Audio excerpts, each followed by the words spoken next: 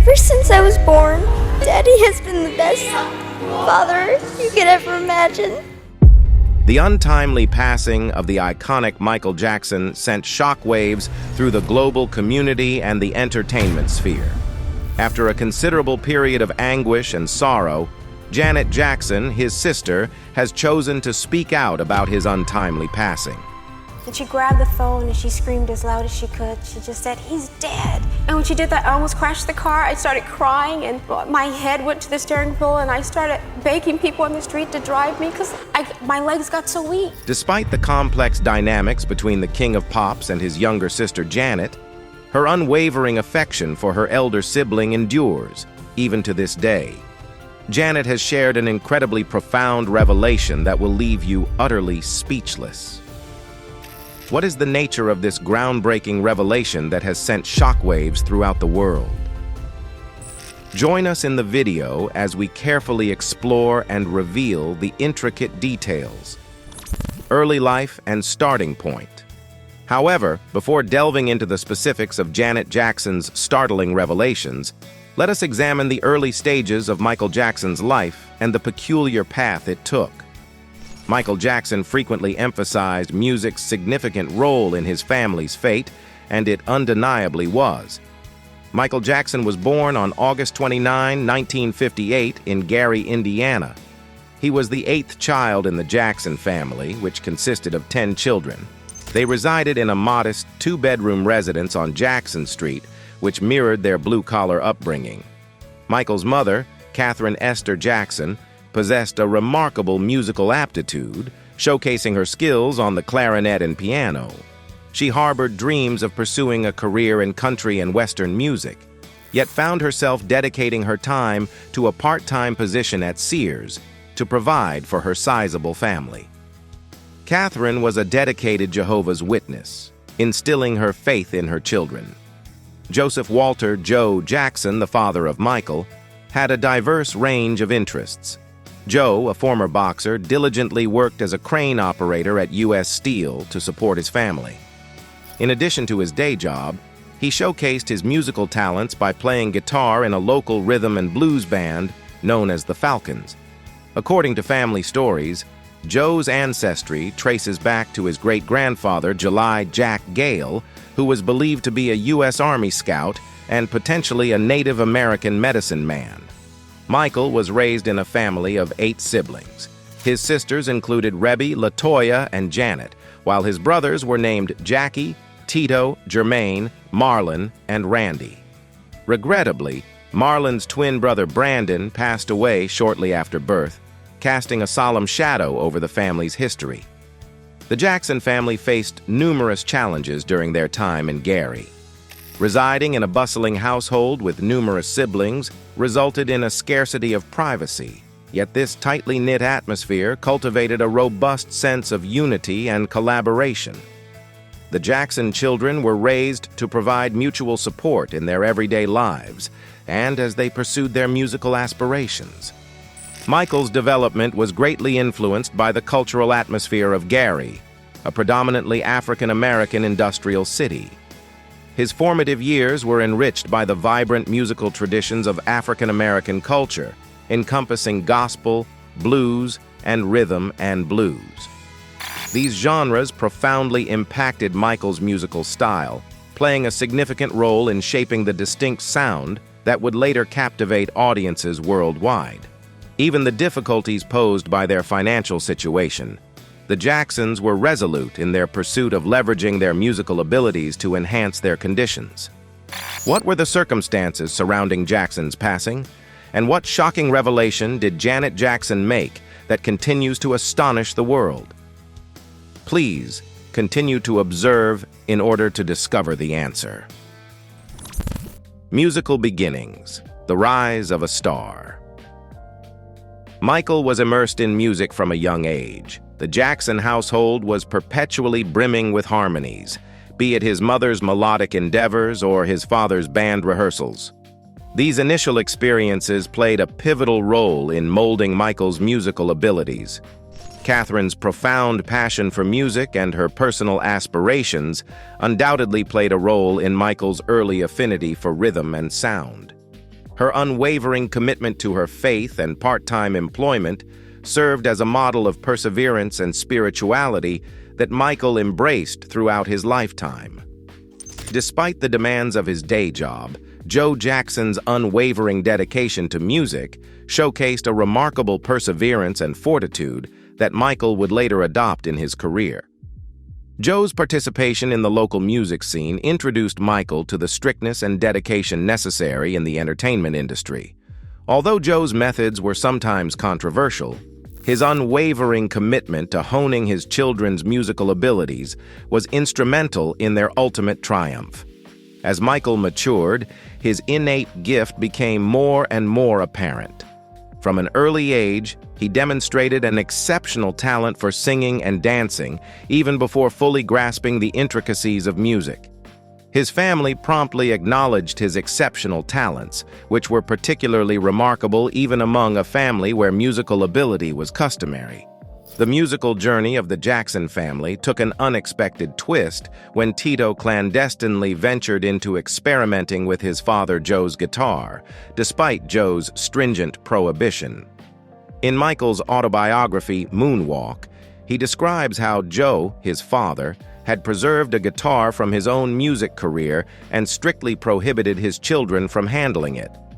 One day, Tito defied this rule in an act of rebellion and unintentionally snapped a string. Out of concern for Joe's potential anger, Tito sought refuge. Still, when Joe persisted in witnessing Tito's musical abilities, Tito courageously showcased his guitar skills, astonishing his father and igniting the concept of forming a family band. In the year 1963, the Jackson brothers, Jackie, Tito, and Jermaine, commenced their involvement in local talent shows. Joe Jackson was well known for his unwavering commitment to maintaining a high standard of excellence in his son's rehearsals. He implemented a strict regimen, emphasizing the importance of lengthy and rigorous practice sessions, all in pursuit of flawlessly executed performances. Michael would deeply regret his unwavering commitment to perfection throughout his life. Michael frequently conveyed a deep sadness regarding the departure of his childhood, perceiving it as an untimely entrance into adulthood. He openly discussed his upbringing on stage during a 2002 interview with Gold magazine. During my childhood, I had the unique experience of spending time in nightclubs at the tender age of 7 or 8. I frequented nightclubs. I witnessed a performance where individuals gracefully removed their garments. I witnessed altercations occurring. I witnessed individuals regurgitating on one another. I witnessed grown individuals behaving in a rather uncivilized manner. These experiences profoundly impacted Michael, influencing his outlook on life and success. He experienced a lack of the basic pleasures and liberties of a conventional upbringing. The rigorous and exacting atmosphere established by Joe with the intention of shaping his children into exceptional individuals frequently overlooked their emotional and developmental requirements. Joe's approach was characterized by a strict adherence to high standards, focusing on addressing mistakes firmly and striving for excellence consistently. This method instilled a robust sense of dedication and decorum in Michael and his siblings. However, it also created an intricate dynamic between them and their father. Michael specifically grappled with emotions of bitterness and a yearning for a more traditional upbringing. In all these obstacles, Michael's initial immersion in the entertainment industry provided him with priceless abilities and encounters. His remarkable capacity to excel in high-pressure situations became a defining characteristic, propelling him to unparalleled success in his professional journey. The triumphs of the Jackson Five. The Jackson Five emerged as one of the most prominent musical groups during the 1970s. In 1967, they began their career by showcasing their talents at various talent shows and clubs within the esteemed Chitlin circuit of black clubs and theaters. They initially entered into an agreement with the esteemed Steeltown Records label. They unveiled 2 singles that unfortunately failed to garner significant recognition. Nevertheless, a significant shift occurred in 1968 when they secured a contract with the renowned Motown Records label.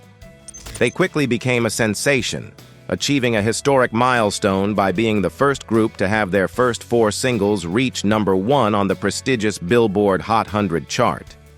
The following songs became popular hits: I Want You Back, ABC, The Love You Save, and I'll Be There. In a remarkably short time spanning from 1969 to 1974, the Jackson 5 achieved a remarkable feat by accumulating a total of 17 popular hits in the top 40 charts, including 6 R&B singles that reached the #1 spot. Their remarkable rise to fame was driven by the exceptionally gifted lead vocals of the youngest brother, Michael Jackson, who was merely a child when they made their debut. The group's unique soul sound, meticulously coordinated dance moves, and Michael's extraordinary singing ability propelled them to stardom. Fans were captivated by the dynamic nature of their live performances and the infectious melodies of their songs. Following their notable achievements at Motown, the Jackson 5 made the decision to depart and pursue a new agreement with Epic Records in 1976. Jermaine made the decision to remain at Motown, resulting in his younger brother Randy taking his place in the group. Consequently, the group decided to rebrand themselves as the Jacksons. They consistently released successful songs on Epic Records, such as Enjoy Yourself, Shake Your Body, Down to the Ground, and Can You Feel It, which were featured on their albums Destiny and Triumph. The Ascension of the King of the Pop. In addition to his performances with his brothers, Michael Jackson embarked on a highly prosperous solo career. Michael Jackson's reign as the king of pop music was solidified with the release of his album Off the Wall, which included popular tracks such as Don't Stop Till You Get Enough and Billie Jean.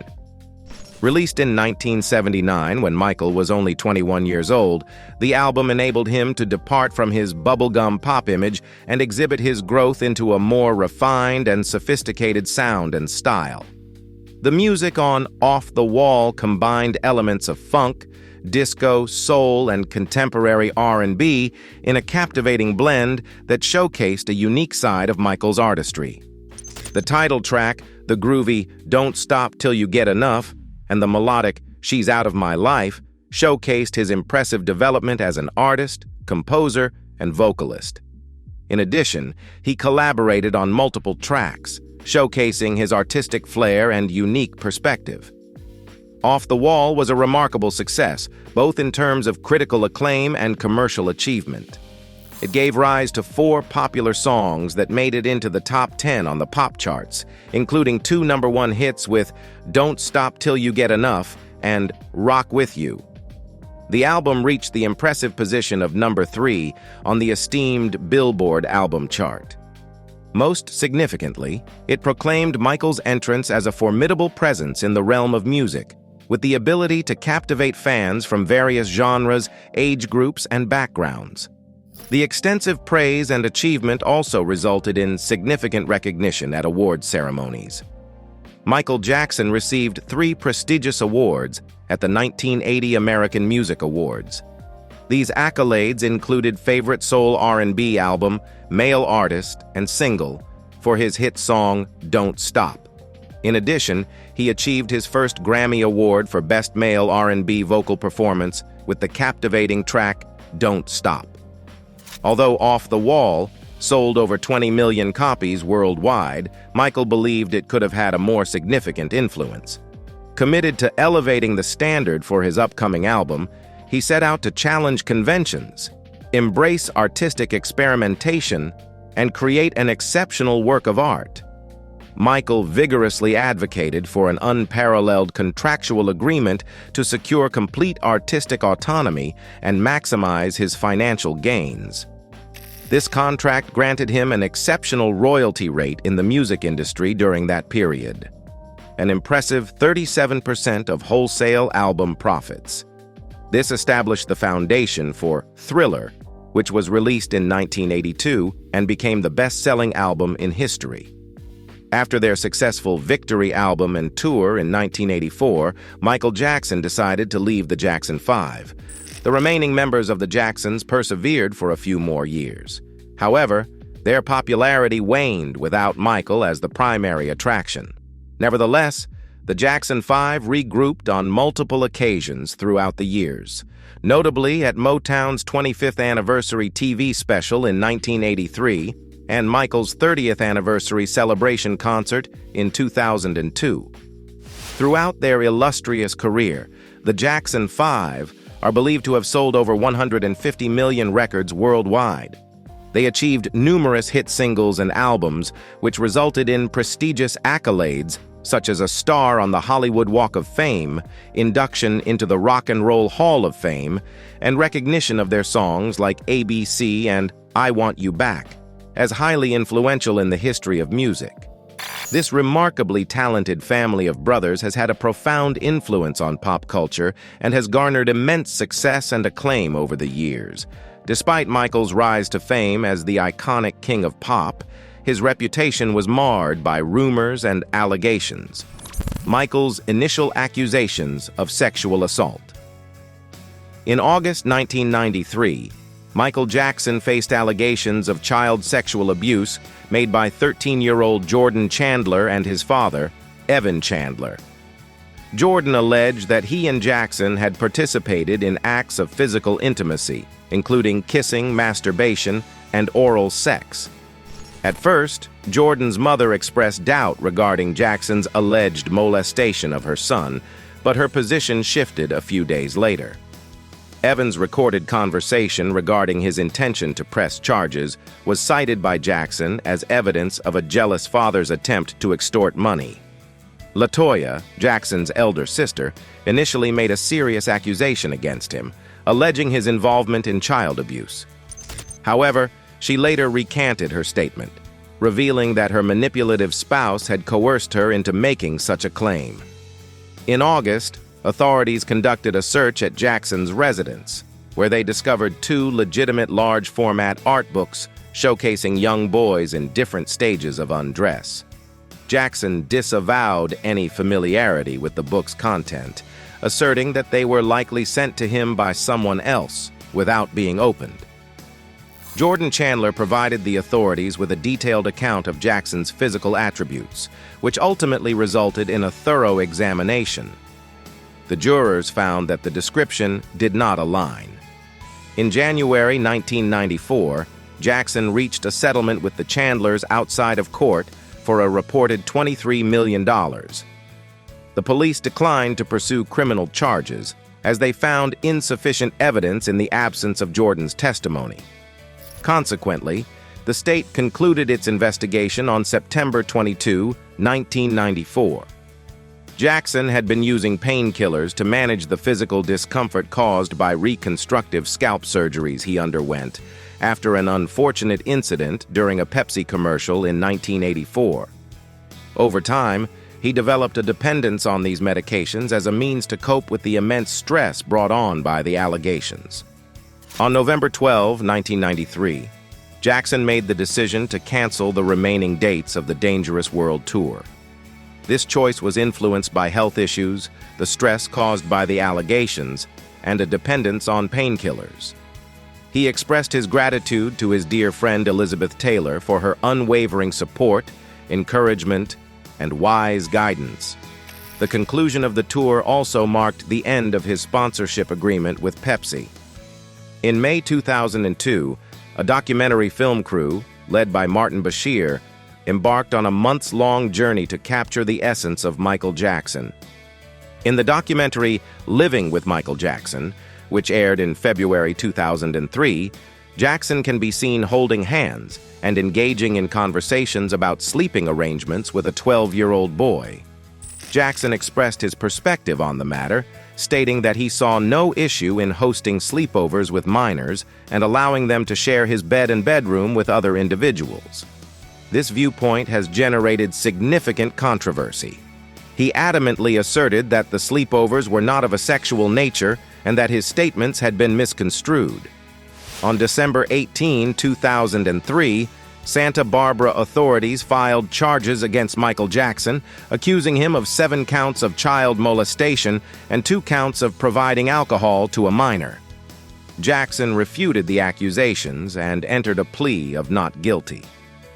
The trial of People v. Jackson commenced on January 31, 2005, in Santa Maria, California, and concluded in late May. Jackson encountered a rather taxing encounter, which had a detrimental impact on his well-being. If found guilty, he would have been subject to a maximum prison sentence of 20 years. Nevertheless, on June 13, 2005, Jackson was acquitted of all charges. The FBI released files on Jackson in 2009, which shed light on their involvement in the 2005 trial and the 1993 allegations.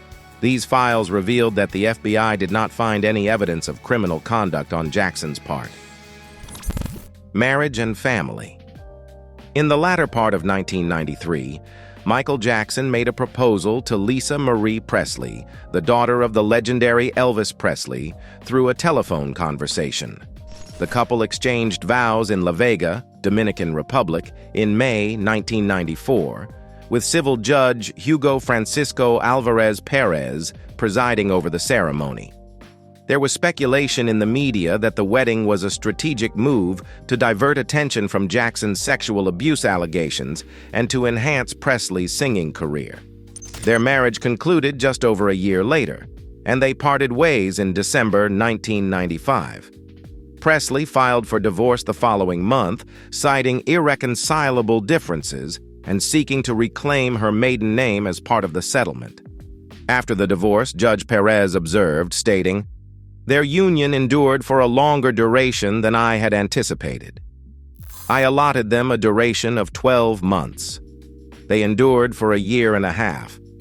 Presley later disclosed that she and Jackson had made efforts to reconcile on and off for 4 years following their divorce, and she had journeyed across the globe to be by his side.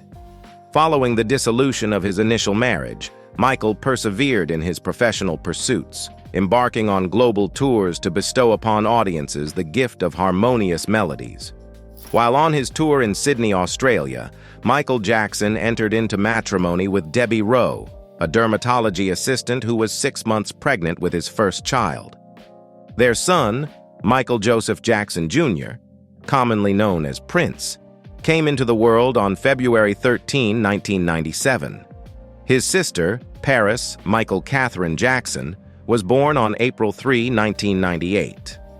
Jackson and Rowe divorced in the year 2000, with Rowe agreeing to give up custody of the children in exchange for a settlement of $80 million, which is equivalent to $14.6 million in 2023. In 2004, after the second child abuse allegations against Jackson, Rowe returned to court to regain custody. The lawsuit was resolved in 2006. The tragic demise of Michael. Following Michael's tragic passing in 2009, Janet Jackson has consistently paid homage to his memory and their intricate bond through a series of tributes and performances. Shortly after his death, she delivered a poignant rendition of their iconic duet, Scream, as a solo performance at the 2009 MTV Video Music Awards, paying homage to him. On the occasion of Michael's 60th birthday in 2018, Janet unveiled a fresh rendition of his legendary Remember the Time music video, adding her own unique touch to it. For Michael's birthday in 2020, Janet took to her Instagram to express her emotions, posting a nostalgic photo of the two of them from their younger days.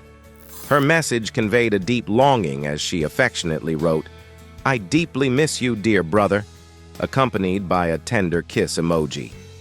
At first, Janet suppressed her emotions as a means of dealing with the anguish of losing both her brother and childhood friend. "I have begun the process of mourning," Janet shares. "I was in Paris, and it made a profound impact on me. One must inevitably progress forward, and I am trying to do so, although it is undeniably challenging. He occupies my thoughts daily, without exception." Janet has long grappled with the challenge of not allowing grief to consume her, but she has come to recognize the significance of addressing those emotions in a constructive manner. "I am determined to overcome this situation as it is detrimental to my well-being," she confesses, reminiscing about a particularly poignant evening in Paris.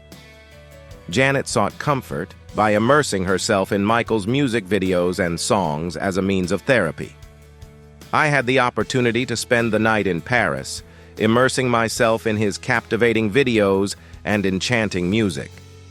There were instances when tears welled up in my eyes and moments that brought forth laughter. It was beneficial for me.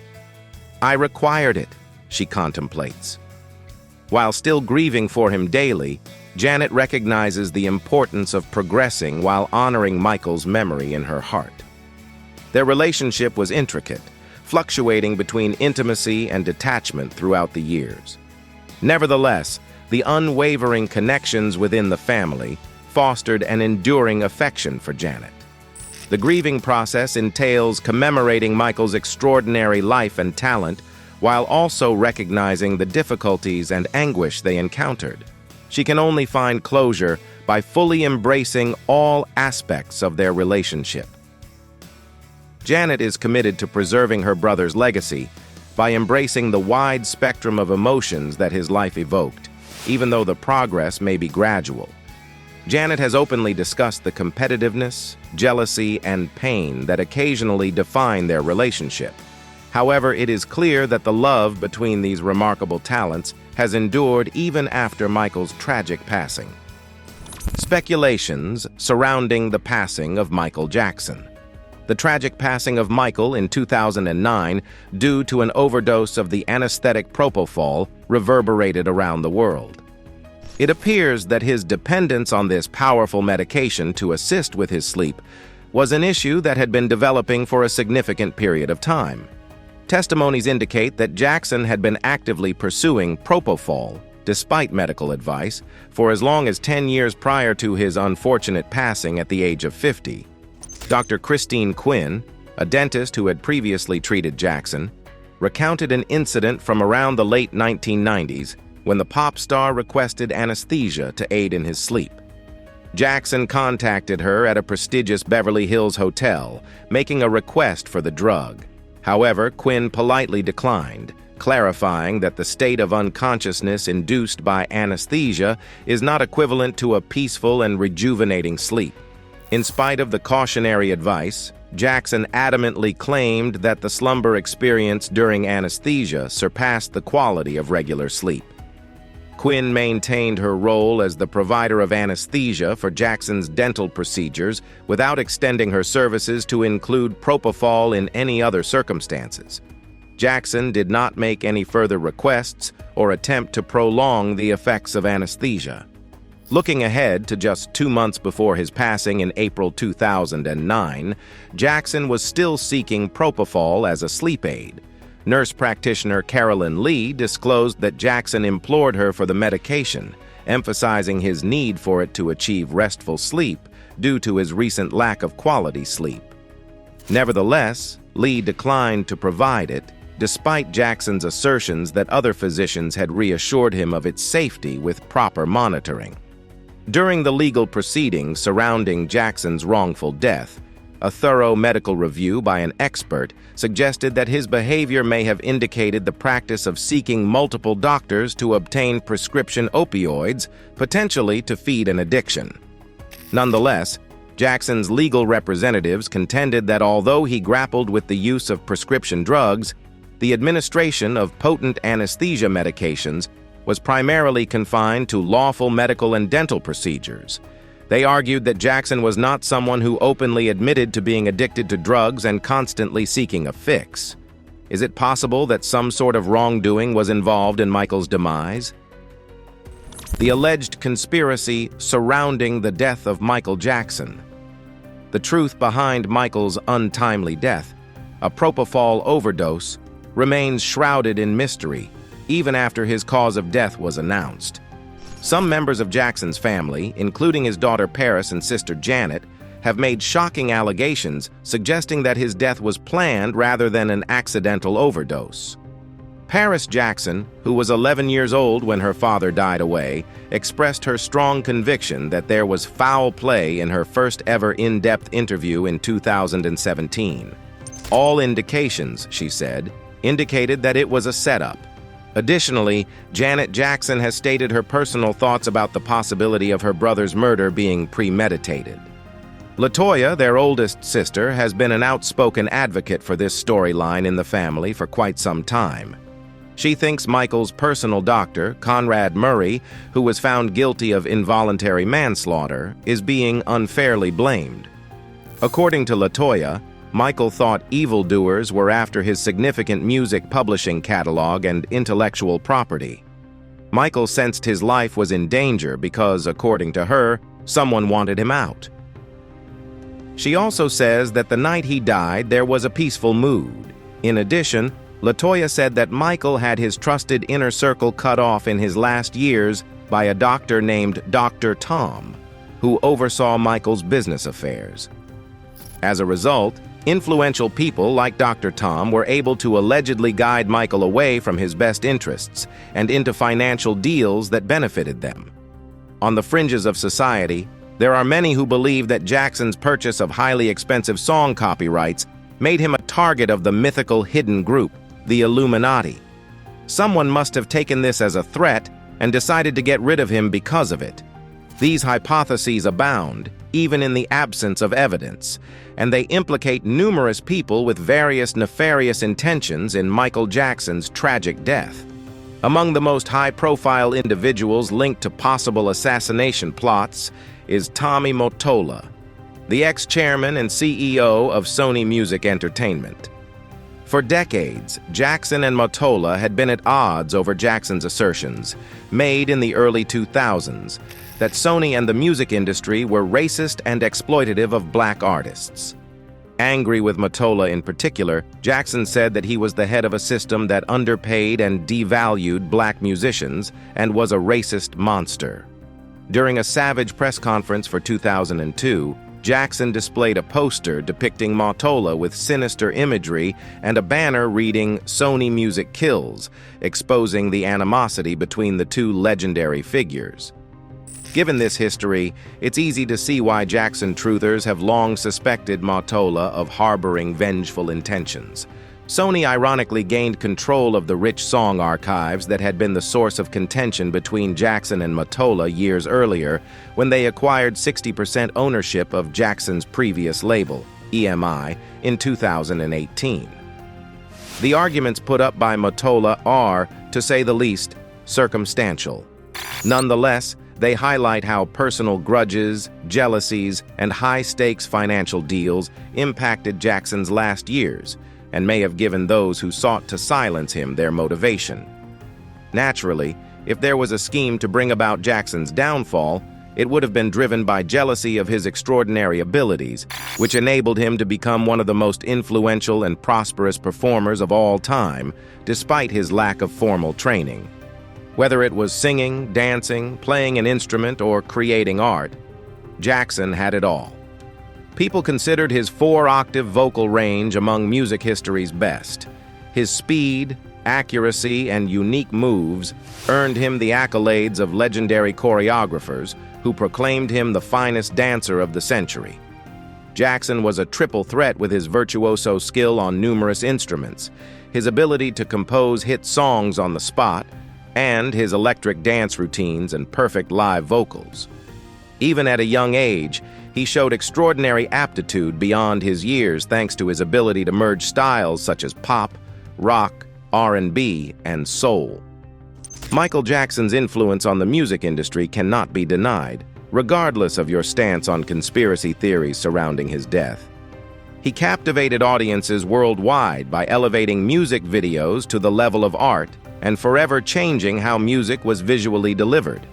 He justifiably earned a spot in the Songwriters Hall of Fame with his timeless songs, which still reverberate today. Many people are interested in and talking about Jackson's life and legacy because of the recent revelations and continuing conjecture about his tragic death. What did Janet Jackson say that startled the world? Let's find out now. Janet Jackson's recent statement has left the world in a state of shock. Janet Jackson's new documentary series delves into the complicated dynamics of her relationship with her famous brother Michael. Janet said she and Michael were quite close as kids, even though they were 7 years apart in age. Within the huge Jackson family, she said, they were inseparable. Michael even gave her the moniker Dunk, a play on donkey, and she took it to heart, contributing to her early feelings of inadequacy. Nevertheless, Janet did acknowledge that Michael's constant criticism and mocking regarding her weight frequently went too far and caused her significant distress. Their relationship was unbreakable despite this. Janet saw a change in their relationship dynamic after Michael's solo career took off with the success of Thriller. For the first time in 1988, Janet sensed a rift opening up between herself and Michael. Michael wasn't as entertaining as he once was, which was the turning point in their relationship, according to her account. Their relationship was already troubled before the child abuse accusations against Michael in 1993 further strained it. The accusation that 13-year-old Jordan Chandler had molested Michael at Neverland Ranch upset Janet. The fact that her career took a hit because of the charges made her even angrier. Just before she was about to sign a big endorsement agreement with Coca-Cola, the company quickly withdrew it. As a reaction to the media hysteria, Michael and Janet worked together on the rebellious smash song Scream in 1995. But while filming the music video for Scream, Janet felt ignored and unheard by Michael's crew. Their apparent attempt to incite rivalry between them profoundly wounded her. Scream may have been a hit, but it wasn't enough to mend the rift that the accusations and scandals had created in their relationship. Who knew that the beloved siblings could end up in such a state of discord? Post your opinions in the space provided. Thank you for watching this video. We hope you found it interesting. Tap on the link that pops up on your screen to catch up on your favorite celebrity stories. See you there.